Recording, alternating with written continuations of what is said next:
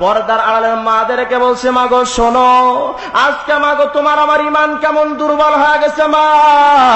এনজিওরা ব্রাক চালু করে দিল, উত্তরণ আশা সেবা চালু করে দিছে।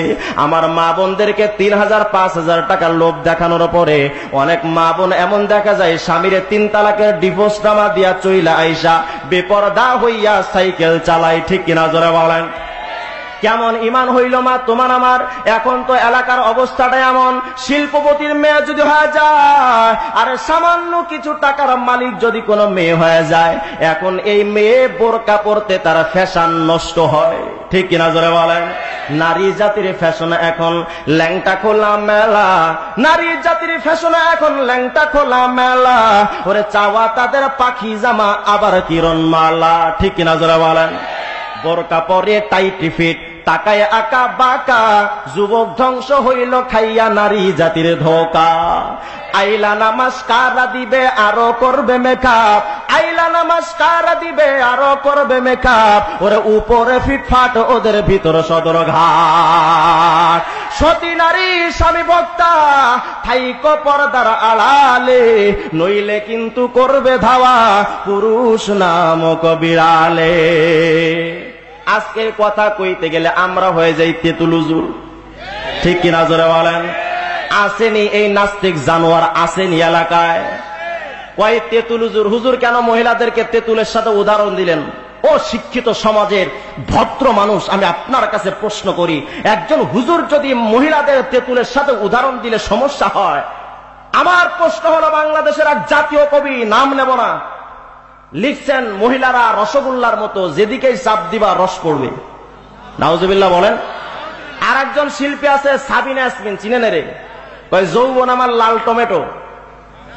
আর একজন শিল্পী আছে অনেক বড় নেতাও, নাম নিলাম না, কয় মোর বুকটা ফাইটা যায়। চিন্তা করেন কত বড় বুক বানাইছে। আর একজন শিল্পী যখন ছোট্ট ছিলাম ভাই, গান কারে কয় গজল করে কয়, এটা তো আর চিনি না, বুঝি না, গণহারে সব মুখস্থ করতাম। একটা গান মুখস্থ করছিলাম ছোট্টবেলা, মোরে বেবিওয়ালাই খাইছে রে সামনে বসায়া, বারে বারে কি যে মারে, বলা যাবে? কথা কন না কে? আমার প্রশ্ন হলো 16 কোটি মানুষের কাছে, একজন কবি যখন মহিলাদের রসগোল্লা বইলা উদাহরণ দেয়, তখন ওই কবির নাম তার রসগোল্লা কবি হলো না কেন? ঠিক কিনা করে বলেন? একজন মেয়ে যখন তার নিজের যৌবনটা নিয়ে টমেটোর সাথে যখন উদাহরণ দিছে, তার নাম টমেটো শিল্পী হইল না কেন? আমার প্রশ্ন হলো 16 কোটি মানুষের কাছে, একজন মানুষ যদি তারা তাদের সতীত্ব নিয়ে, মহিলাদের নিয়ে বিশ্রী ভাষায় যদি গালাগাল করতে পারে, তাদের নামে যদি কোনো প্রকার কটু কথা না হয়, আমার দেশের টপ তারকা বুজুর্গ, টপ তারকা আলেম, যুগশ্রেষ্ঠ শাইখুল হাদিস, উস্তাদুল আসাতেজা, বাংলার সমস্ত ওলামায়ে কেরামের তাজ, আমাদের কলিজার টুকরা শাহ আহমদ শরীফ যখন মহিলাদের তেতুল দেহ উদাহরণ দেয়, কিছু কিছু নাস্তিক বেঈমানদের মাথা খারাপ হলো কেন? ভার্সিটির স্টুডেন্ট পিস্তল হাতে শিক্ষাঙ্গনে করেন নেতাগিরি, তাদের নাম যদি হয় সোনার ছেলে, মাদ্রাসার ভদ্র ছেলে কেন জঙ্গি? ঠিক না? সামনে বসায়া বেবি বলা, নরম জায়গায় নাকি বেরেকে মারে, ছি এমন গানে যদি বাহবা পায়, তেতুল বললে কেন মাথা ঘোরে? ঠিক না? আসলে ওরা মুসলিম নামে নাস্তিকতা মূল ঠিকানা, জন্মে ওদের ভেজালে ভরা। এখন সবাই বাবা আমরা ছুটতেছি শুধু নারীর পিছনে, নারী ছাড়া কোনো কাম নাই, সব নারীর পিছনে ছুটতেছি। আমাদের কপালটা কত খারাপ রে বাবা। জাপান আবিষ্কার করেছে টয়োটা কার, ইন্ডিয়া আবিষ্কার করছে টাটা কার, পাকিস্তান আবিষ্কার করেছে রাজাকার, আর আমরা বাঙালিরা আবিষ্কার করলাম 2টা লেডিস সরকার। মনে রাখবেন 3টা জিনিসের উপরে বিশ্বাস করা যায় না। নদীর পাশে বাড়ি, কোনো বিশ্বাস নাই, যে কোনো সময় নদীর ভাঙনে চলে যায়। আর একটা জিনিসে বিশ্বাস করা যায় না, ব্রেক ছাড়া গাড়ি। বিশ্বাস আছে কোনো? নদীর পাশে বাড়ির প্রতি কোনো বিশ্বাস নাই, ব্রেক ছাড়া গাড়িতে কোনো বিশ্বাস নাই। আর এক শ্রেণীর মানুষের প্রতি বিশ্বাস করবা না, সেই মানুষ বাংলাদেশে বাবা তারা যারা বেপরদা নারী। আজকে আমরা শান্তি তালাশ করতেছি অবৈধ পন্থায়। মনে রাখবেন বাবা, যে নেতারে তুমি ভোট দিতেছো, আর এই নেতা আল্লাহর সাথে ওয়াদা করেছিলেন, আল্লাহ তুমি আমাদের রব, তুমি ছাড়া কোনো রব নয়, তোমার বিধান মানবো আল্লাহ। ওয়াদা কইরা আসছে, আল্লাহর কাছে ওয়াদা কইরা আসছে যে নবী মুহাম্মদ আরবি কলিজার টুকরা নবী আমার, এত কষ্ট কইরা উম্মতের জন্য মেহনত করলেন। সেই নবী মুহাম্মদ আরবি তার উম্মতকে এত মায়া করলেন, ভালোবাসলেন। এই বান্দা দুনিয়াতে আইসা 5 ওয়াক্ত নামাজ ছেড়ে দিয়ে আল্লাহর সাথে গাদ্দারি করে নিল রে বাবা।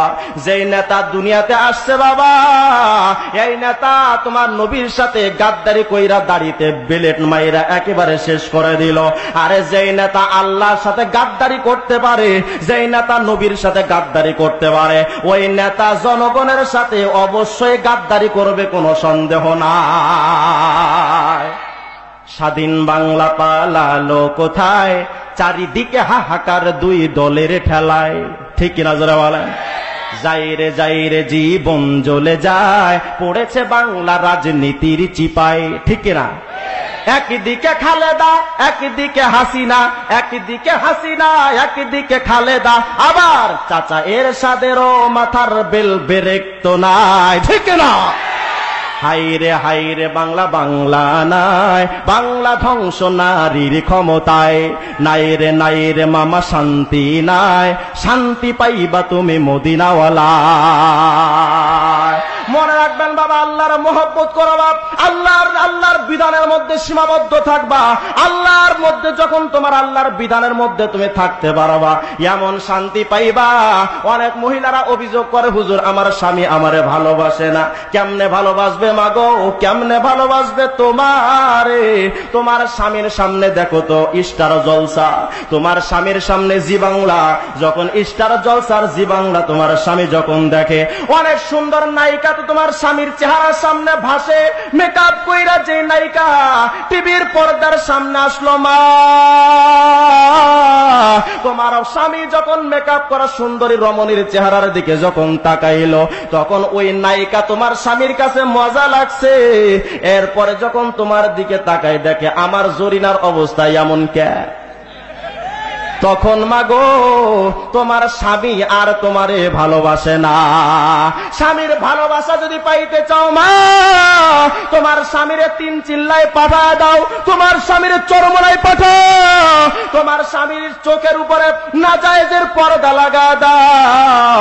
তোমার স্বামী যখন নাজায়েজ কোন জিনিস কোন মহিলার দিকে যখন তাকাবে না, এমন শান্তি পাইবা মা, এমন শান্তি যেই শান্তিটা লাইলি রে মজনু দিতে পারে না।